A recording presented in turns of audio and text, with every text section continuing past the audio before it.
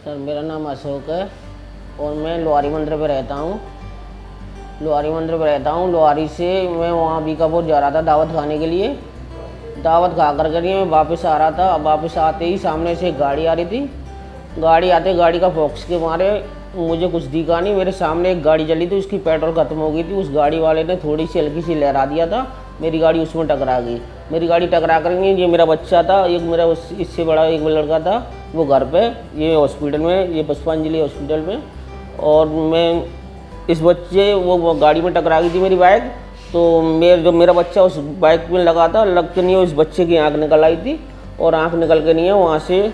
तो मेरे को कुछ अच्छा नहीं लगा था, मैंने इसकी आँख तुरंत दाब के नहीं है। मेरा भाई आ रहा था पीछे, मैंने उस बाइक से बोला था कि मेरे मतलब इस लड़के को मान ले जाओ हॉस्पिटल। और मेरे भाई इसको लड़के को हॉस्पिटल लेके आ गया था। मैं सर बाइक लेके घर पहुंचा था। घर से जब मैं फिर आया हूँ, मैंने अपने बच्चे का यहाँ पर आकर के ट्रीटमेंट किया था और यहाँ पर आकर के तब ऑपरेशन किया था मैंने अपने बच्चे का।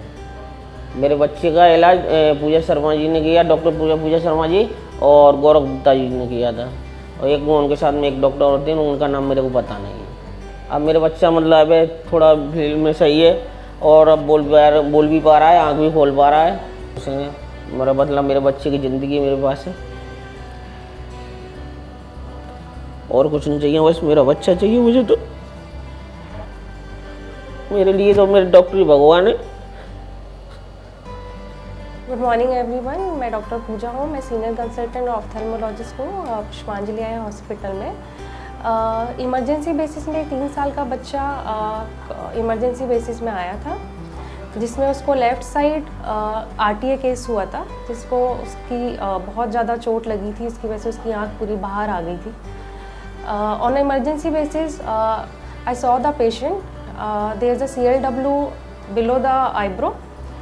उसके जो CLW था उसके उसमें से मांस भी बाहर आ रहा था। ऑन इमरजेंसी बेसिस हमने CT स्कैन करवाया to find out the cause. Basically ऐसे केसेस में क्या होता है, ऑप्टिक नर्व का कोई इश्कीमिया तो नहीं हुआ या फिर पीछे कोई फ्रैक्चर तो नहीं हुआ है, कोई खून तो नहीं जमा हुआ है। उसके लिए हमें इमरजेंसी बेसिस पे CT स्कैन प्रायर डिकम्प्रेशन करना चाहिए। ऐसे केसेस में क्या होता है कि जो बच्चे की नस रहती है वो डैमेज होने के चांसेस ज़्यादा रहते हैं और बिफोर सर्जरी वो CT स्कैन बहुत ज़्यादा नेसेसरी होता है।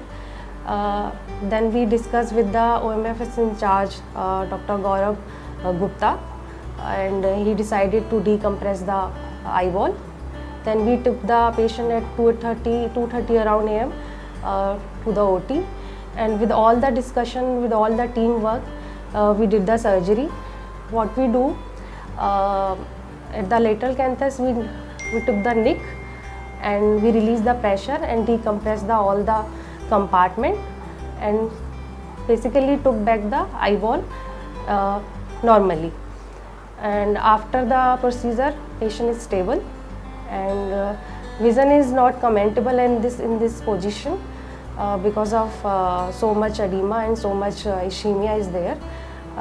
But all the teamwork, I want to thank Dr. Mahesh Gupta because all of his support and his guidance, it's not basically not happened.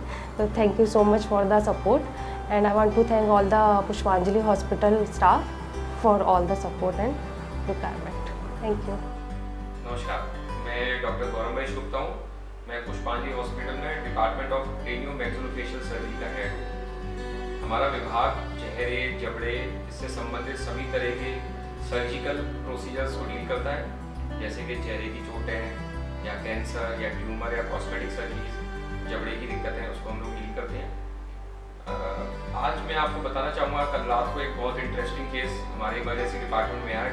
रात में करीब 12 बजे 3 साल का बच्चा था जिसकी लेफ्ट आई पूरी बाहर लटकी हुई थी, उसकी पलकों के बाहर। जब पूछा तो पता चला कि उसको बाइक पे पेरेंट के साथ जा रहा था और एक्सीडेंट हुआ। उसमें बच्चा आगे बैठा था और वो गिर गया और उसके सीधे हाथ पे चोट आई।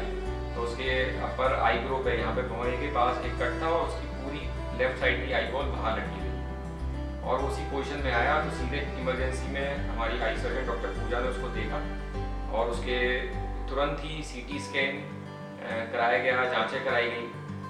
करीब रात को 1 बजे मेरे पास कॉल आया कि इसका हमें ग्लोब अंदर पोजीशन में सही सेट करना है। एक्चुअली अगर वो उसी पोजीशन में बाहर ज़्यादा समय तक रह जाए तो आँख की रोशनी जाने की पूरी संभावना है। तो हमें आँख की रोशनी बचाने के लिए इमरजेंसी में उसकी आँख की बॉल को सही पोजीशन में पीछे पुश करना था।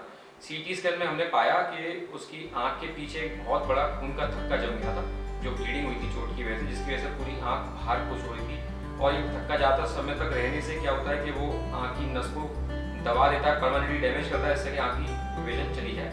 तो हमने इमीडिएटली मात्र 1 घंटे में सारी तैयारी की। हमारे बेहोशी के डॉक्टर तुरंत अवेलेबल हो गए, रेडियोलॉजिस्ट डॉक्टर हरी सिंह से तुरंत बात हो गई, डॉक्टर मनीष मगन एनेस्थेटिस्ट थे, मेरी टीम सर्जिकल टीम पूरी रेडी हुई और हमने 1 घंटे के अंदर उस बच्चे का ऑपरेशन कर दिया, जिसमें कि आँख की साइड से उसके प्रेशर को रिलीव किया गया।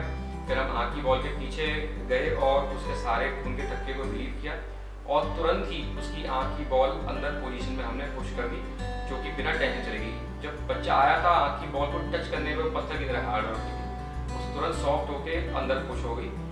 सही समय पर ऑपरेशन होने से अब पूरी संभावना है कि बच्चे की आँख की रोशनी वापस आ जाएगी और वो जल्दी ठीक होकर अपने घर जा सके। इसमें सबसे महत्वपूर्ण बात ये रही कि मरीज सही स्थान पर आया, क्योंकि यहाँ पर ये टीम वर्क है, इसमें एक डॉक्टर से काम नहीं चलता है। हम उसमें मरीज का तुरंत ही सीटी स्कैन हो गया, तुरंत ही उसे पीडियाट्रिक केयर मिल गई पीडियाट्रिक वार्ड में।